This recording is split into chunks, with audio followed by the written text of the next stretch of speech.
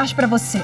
Hoje completa 2 anos do rompimento da barragem de Brumadinho, em Minas Gerais. 270 pessoas morreram na tragédia. Nessa semana, o Tribunal de Justiça de Minas Gerais espera uma proposta da mineradora Vale para o pagamento de indenizações. Esse é apenas um dos destaques de hoje, você vai ver também. O Conselho Federal da Ordem dos Advogados do Brasil questiona no Supremo Tribunal Federal decreto presidencial sobre compartilhamento de dados dos cidadãos.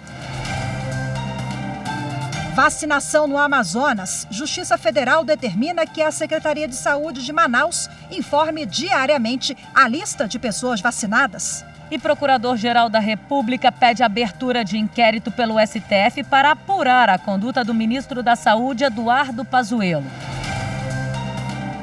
E ainda, ministro Jorge Mussi, do Superior Tribunal de Justiça, concede liminar para suspender interrogatório de advogado que criticou condução de pandemia pelo governo federal.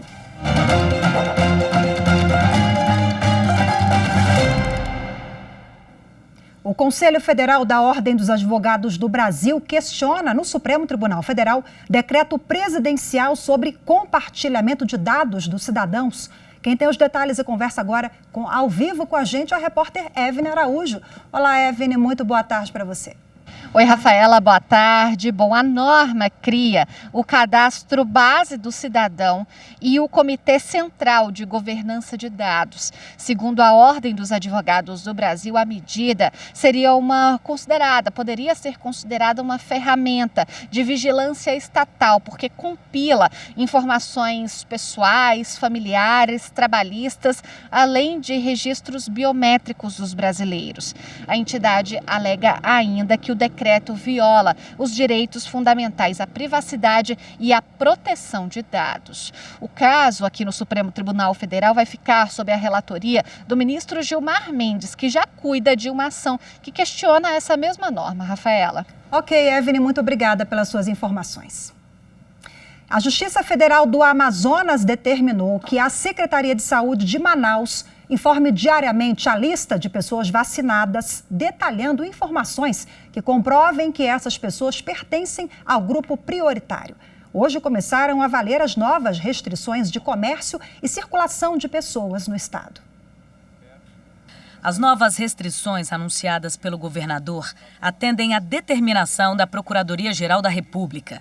O objetivo é conter o avanço da doença. O coronavírus já matou mais de 7 mil pessoas só no Amazonas. O governador nega que haja lockdown, mas o decreto limita a circulação de pessoas. Pode sair para ir ao supermercado, pode sair para ir à farmácia. No caso de urgência, de emergência, ele pode sair, né? Não há o menor problema com relação a isso. Mas ele só pode sair se houver essas condições. Isso não significa cessear o direito de ir e vir. O cidadão pode sim sair da sua casa, mas ele só pode sair se houver extrema necessidade. O Ministério Público do Amazonas também recomendou que o governo do estado desautorize o retorno das aulas presenciais na rede particular até que todos os profissionais de educação sejam vacinados. Nesse fim de semana, Manaus retomou a vacinação que estava suspensa desde quinta-feira, após denúncias de pessoas furando fila. A Justiça Federal do Amazonas proibiu a segunda dose para quem recebeu o imunizante de forma irregular. E a Secretaria de Saúde do município terá de divulgar diariamente a lista de quem recebe a proteção. Também nesse fim de semana, o Amazonas recebeu o primeiro lote da vacina AstraZeneca de Oxford. O lote do imunizante foi produzido na Índia. O ministro da Saúde, Eduardo Pazuello, acompanhou a entrega e vai permanecer em Manaus por tempo indeterminado, até que a crise sanitária na cidade esteja sob controle. O Procurador-Geral da República, Augusto Aras, entrou com um pedido de abertura de inquérito aqui no Supremo Tribunal Federal para apurar a conduta de Eduardo Pazuello no enfrentamento à pandemia no Amazonas. A solicitação atende à representação de partidos políticos que argumentam omissão do ministro da Saúde e seus assessores. No pedido, Augusto Aras destaca que a equipe do Ministério foi alertada sobre o desabastecimento de oxigênio em Manaus com 6 dias de antecedência e, mesmo assim, não entregou o produto a tempo de salvar vidas. O procurador-geral alega ainda que, na contramão do que diz a ciência, o Ministério da Saúde priorizou a distribuição de hidroxicloroquina em Manaus, medicamento que não tem eficácia comprovada no tratamento contra o coronavírus. E o ministro Jorge Mussi, do Superior Tribunal de Justiça, concedeu liminar para suspender interrogatório de um advogado que, durante um programa de televisão, criticou a conduta da pandemia pelo governo federal. O vice-presidente do Superior Tribunal de Justiça, ministro Jorge Mussi, no exercício da presidência, deferiu uma liminar para suspender um interrogatório determinado no inquérito aberto pela Polícia Federal contra o advogado Marcelo Feller. O inquérito foi aberto a pedido do ministro da Justiça e Segurança Pública, André Mendonça, após os comentários do advogado em um programa de TV com críticas quanto à condução do enfrentamento da pandemia da Covid-19 pelo presidente da República, Jair Bolsonaro. Segundo o ministro da Justiça, ao atribuir a responsabilidade ao presidente da República por um percentual de mortos pela Covid-19, Marcelo Feller teria cometido crime contra a honra e a dignidade do presidente da República e contra a segurança nacional. Já no pedido de habeas corpus, a defesa do advogado alegou que ele apenas exerceu o direito de liberdade de expressão assegurado pela Constituição Federal. Além disso, o advogado tinha um depoimento marcado nos autos do inquérito para o dia 1º de fevereiro, o que justificaria, na visão da defesa, a urgência da análise da liminar para trancar as investigações. Ao analisar o pedido, o ministro Jorge Mussi concluiu que não é possível extrair a lesão real ou potencial à integridade territorial, à soberania nacional, ao regime representativo e democrático e à federação ou Estado de Direito, mas tão somente severa crítica à postura do presidente da República frente à pandemia da Covid-19. E por isso não é possível inferir o dolo específico necessário à configuração do delito, justificando a suspensão do interrogatório até o julgamento do mérito do habeas corpus no STJ, ainda sem data definida. E o Superior Tribunal Militar reafirmou a competência da Justiça Militar da União para processar e julgar 2 civis. Eles são investigados pela polícia por possível fraude em processo licitatório. O Superior Tribunal Militar reafirmou a competência da Justiça Militar da União para processar e julgar 2 civis. Eles são investigados pela polícia por possível fraude em processo licitatório. Após os civis serem denunciados junto com outros militares, o Ministério Público Militar solicitou que os autos dos civis fossem encaminhados à Justiça Federal de Pernambuco para a continuidade do processo. O pedido foi negado na primeira instância castrense. O magistrado que analisou o caso alegou que há vários indícios de que os civis atuaram junto com os militares para fraudar um processo licitatório do tipo pregão em gêneros alimentícios, resultando em mais de R$1,5 milhão em prejuízo aos cofres públicos. O MPM recorreu ao Superior Tribunal Militar na tentativa de reverter a competência da Justiça Militar no julgamento dos civis. Argumentou que a Lei 13.491 de 2017, em seu inciso 2º do artigo 9º, ampliou a regra de competência da Justiça Militar apenas em relação às práticas delitivas cometidas por militares da ativa. Para a ministra Maria Elizabeth Guimarães Rocha, relatora do processo no STM, a Justiça Militar tem por objetivo proteger as Forças Armadas, a soberania do Estado e o Estado democrático de direito, e que o STM tem como posicionamento processar e julgar civis que atentem contra a administração castra. Afirmou também que a nova redação, advinda da Lei 13.491, redefiniu o conceito de crime de natureza militar. Assim, a competência da Justiça castrense foi ampliada para delitos que antes não lhe competiam. Com isso, a JMU passou a julgar também os crimes previstos na Lei de Licitações, sendo o caso dos civis em questão. Ela manteve a decisão da primeira instância, afirmando a competência da Justiça Militar para julgar o caso. E você vai ver a seguir uma entrevista sobre o rompimento da barragem de Brumadinho, em Minas Gerais, que hoje completa 2 anos. É já já.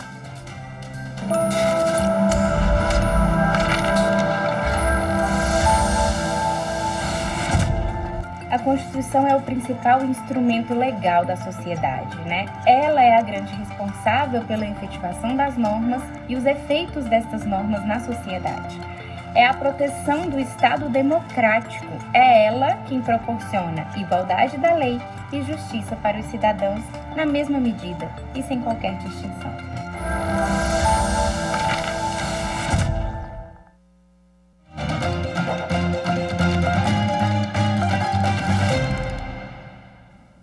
Hoje, a maior tragédia ambiental no Brasil completa 2 anos. O rompimento da barragem da Vale em Brumadinho, Minas Gerais, matou quase 300 pessoas. E até hoje, algumas vítimas ainda estão desaparecidas no meio da lama de rejeitos de minério. A indenização às famílias das vítimas e às outras pessoas afetadas ainda não foi resolvida. 25 de janeiro de 2019. A barragem se rompeu ao 12h28. Cerca de 12 milhões de metros cúbicos de rejeito de minério arrastaram trabalhadores que estavam em cima da estrutura e tudo pela frente. 270 pessoas perderam a vida. 11 ainda estão desaparecidas. O Tribunal de Justiça de Minas Gerais abriu uma conciliação entre autoridades e a mineradora Vale. As partes esperavam fechar um acordo antes da tragédia completar 2 anos, mas as conciliações terminaram sem sucesso. O governo de Minas Gerais, o Ministério Público e a Defensoria Pública teriam pedido uma indenização no valor de 40 bilhões de reais e a Vale ofereceu 29 bilhões. A mineradora alegou que já teria pago mais de 8.700 indenizações, além de 10 bilhões de reais para a reparação dos danos. E sem acordo, o caso pode voltar para a primeira instância da Justiça. Na última semana, em ato de preparação para a retomada da disputa judicial, o Procurador-Geral de Justiça de Minas Gerais, Jarbas Soares Júnior, designou um grupo de 18 promotores e 4 procuradores para atuarem nos processos abertos. Esperam que a Vale apresente uma nova proposta até esta sexta-feira. Tais ocorrências criminosas, como as de Mariana e de Brumadinho, demandam ações firmes e contínuas para combate de abusos e desvios. E também é a compreensão de que após 2 anos, com um número total de 5.246 ações judiciais em tramitação, conforme levantamento do Observatório Nacional do CNJ e do CNMP, faz-se absolutamente necessária a priorização do julgamento de tais processos, para que sejam efetivadas as devidas compensações e também para que seja realizada a justiça. Bom, e para repercutir o assunto, eu converso agora ao vivo com o defensor público, que é da Defensoria de Minas Gerais, doutor Felipe Soledade. Muito obrigada pela participação. Ótima tarde para o senhor. Uma boa tarde para você, Rafaela, para todos os nossos ouvintes, né, nesse dia que é um dia de luto, né, mas também de prestação de contas. Né? Bom, falando em prestação de contas, eu queria que o senhor explicasse para a gente como vem sendo a atuação da Defensoria Pública frente a essas famílias que ainda aguardam indenizações e qual é o impasse para que a gente chegue logo a um acordo e essas famílias recebam esses valores. Bom, exatamente essa é a visão da Defensoria Pública, né? A preferência pelas soluções negociadas, pelas soluções consensuais. E esse tem sido o nosso esforço desde então, desde o primeiro dia do rompimento. A Defensoria Pública tem se envolvido na construção de programas de indenização extrajudiciais para que possa se levar de uma forma rápida e justa, sobretudo ao nosso público de pessoas carentes, uma indenização que possa não trazer de volta o que se perdeu, porque isso não se paga, mas que se possa recompor e dar a essas pessoas o direito de recomeçar suas vidas. Queria que o senhor fizesse um pequeno balanço agora de quantas famílias, em média, já receberam as indenizações, o que falta para a gente chegar a um acordo aí entre a empresa e essas famílias? No que tange aos direitos individuais, a Defensoria Pública, através de um programa junto à empresa, já viabilizou a indenização de 500 famílias, né, com montantes próximos aí a 200 milhões de reais. Traz-se as pessoas, trazem a sua narrativa, os seus elementos de prova, e nós levamos isso à empresa que formula uma proposta de acordo de danos individuais, morais e materiais, e em cerca de 90, 100 dias, nós temos já o desfecho para cada um desses casos individuais, que é levado à homologação pelo Poder Judiciário.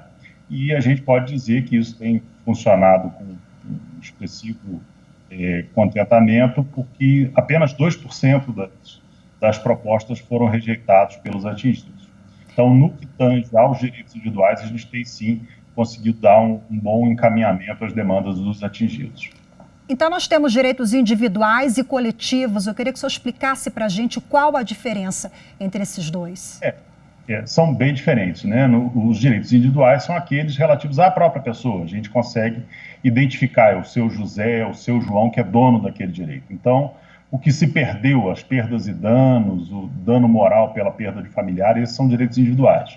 O que nós estamos discutindo agora, num acordo global com a Vale, na sede do Sejusc, do Tribunal de Justiça de Minas Gerais, são os chamados danos difusos e coletivos.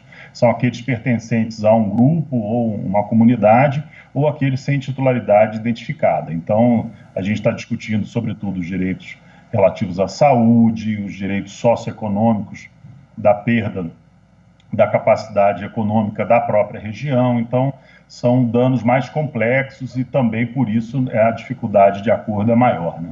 O senhor fala em titularidade não identificada, são aqueles corpos que não foram encontrados ainda? Não. Esses daí se caracterizam realmente como danos individuais, né? A própria família que perdeu o ente tem direito a toda a repercussão econômica desse fato. E mesmo sem a identificação, né, desse corpo, porque a gente viu lá no início, né, há 2 anos, todo um debate sobre isso também jurídico, né?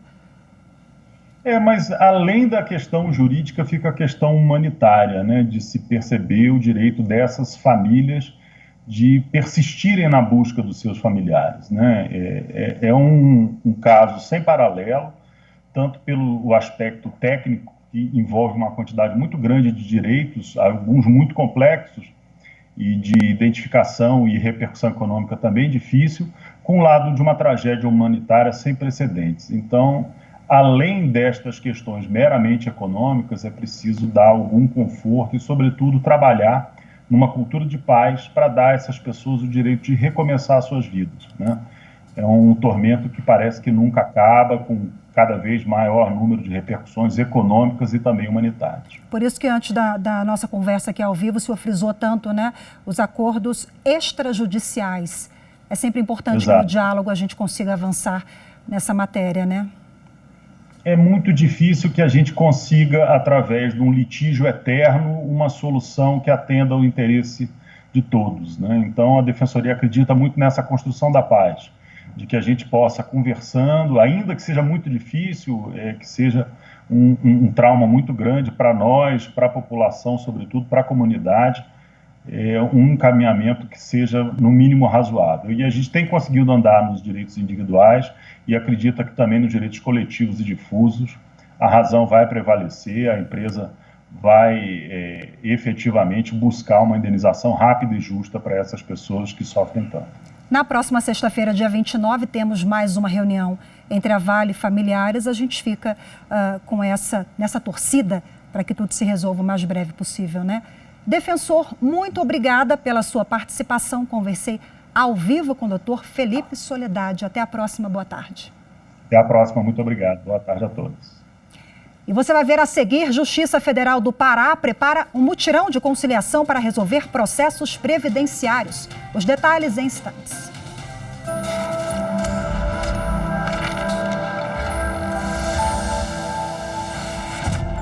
Constituição tem a ver com liberdade. É uma garantia do cidadão em face do Estado. Por isso, é a lei mais importante do país. Todas as demais leis, sejam federais, estaduais ou municipais, devem obediência à Constituição. Precisamos conhecer bem a nossa Constituição.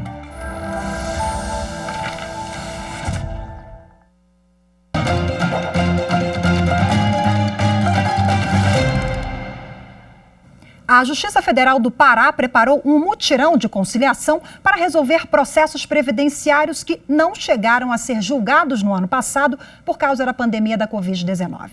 Entre os dias 1º e 11 de fevereiro, serão analisadas ações que envolvem pedidos de aposentadoria ou outros benefícios apresentados, principalmente por produtores rurais e pescadores artesanais. Milhares de processos previdenciários tramitam na Justiça Federal da Primeira Região, a maior do país, formada por 13 estados e o Distrito Federal. No Pará, para dar mais celeridade a essas demandas, um mutirão está sendo organizado pela Coordenação dos Juizados Especiais, o Centro Judiciário de Conciliação e o Núcleo Previdenciário da Procuradoria Federal. A finalidade desse mutirão é solucionar as ações previdenciárias ajuizadas pelos segurados especiais, que são os agricultores artesanais e os pescadores artesanais, ao longo de 2020, que não puderam ser finalizadas em razão da pandemia decorrente do coronavírus. Todas as audiências serão realizadas de maneira virtual, evitando aglomerações. Isso também pode facilitar a adesão das partes, que não precisarão se deslocar de maneira presencial até a sede da Justiça Federal em Belém. Durante o mês de janeiro, os processos de quem manifestou a intenção de participar do mutirão, onde são maiores as chances de resolver os casos com mais agilidade, estão passando por uma triagem. Aqueles que forem selecionados serão incluídos nas pautas das sessões virtuais. A juíza Karina Sena explica quais benefícios são os mais buscados nesses processos. Aposentadoria por idade rural, pensão por morte, auxílio-doença, salário-maternidade, dentre outros benefícios. A realização desse mutirão, logo no início de 2021, é de fundamental importância para que a Justiça Federal no Pará continue prestando a sua missão, que é a entrega da prestação jurisdicional federal com celeridade e eficiência. A seção 2 de dissídios individuais do Tribunal Superior do Trabalho restabeleceu decisão que concedeu diferenças salariais por desvio de função a um técnico portuário da Companhia Docas do Estado de São Paulo, a Codesp. No entanto, foi negado o reenquadramento ao cargo por falta de aprovação em concurso público. Após decisão definitiva em que foi permitido ao técnico o reenquadramento e as diferenças salariais, a Codesp apresentou ação rescisória com o argumento de que as medidas eram inconstitucionais. O Tribunal Regional do Trabalho da 2ª Região em São Paulo acolheu a ação com o entendimento de que houve violação ao artigo 37, inciso 2, da Constituição da República, que prevê a necessidade de aprovação em concurso para exercer cargo público. A Codesp é entidade da administração pública e o técnico não havia sido aprovado em certame para administrador. O profissional recorreu e o caso chegou ao Tribunal Superior do Trabalho. O relator, ministro Agra Belmonte, seguiu o entendimento do regional. São devidas, no entanto, as diferenças salariais respectivas pelo período de duração do desvio de função. O entendimento firmado na OJ 125 da SDI 1 do TST, a partir da interpretação do artigo 37.2 da Constituição Federal, que constitui seu fundamento de validade, é no sentido de que o simples desvio funcional do empregado não gera direito a novo enquadramento, mas apenas as diferenças salariais respectivas, mesmo que o desvio de função haja iniciado antes da vigência do CPC de 1988. Assim, a SDI 2 restabeleceu decisão que determinou o pagamento das diferenças salariais, mas negou o reenquadramento ao cargo de administrador pela falta de aprovação em concurso público. A decisão foi unânime. O banco HSBC foi condenado a indenizar um corretor de seguros por causa de doença ocupacional provocada por mudança de sistema. A decisão é da 3ª turma do Tribunal Superior do Trabalho. Quem explica para a gente melhor a decisão é o repórter Pablo Lemos. O corretor de seguros trabalhava para o HSBC em Curitiba. Na ação, disse que o novo sistema havia gerado situações de pânico. Com isso, o banco havia atendido ao pedido dele para retornar ao sistema anterior. Mas após 3 anos, o empregado precisou se afastar para tratamento psiquiátrico. Para ele, a mudança inicial havia causado dano moral e por isso ele ajuizou a ação trabalhista. O Tribunal Regional do Trabalho da 9ª Região, no Paraná, seguiu o entendimento de primeiro grau e julgou improcedente o pedido do corretor. Segundo o TRT, o fato de ter oferecido treinamento e retornado o empregado para o sistema anterior isenta o HSBC de culpa. O empregado recorreu ao Tribunal Superior do Trabalho. O relator do recurso na 3ª turma, ministro Maurício Godinho Delgado, explicou que a reparação resultante de doença ocupacional supõe a presença da ocorrência do dano ou do fato que o gerou, a relação de causa com o trabalho e a culpa da empresa. Essa culpa, segundo o ministro, é presumida, pois o empregador tem um controle e a direção do local onde ocorreu o dano. Nesse contexto, me parece que o fato está dado, o nexo causal está também evidenciado e a culpa é presumida, conforme fixada por nossa jurisprudência absolutamente pacífica.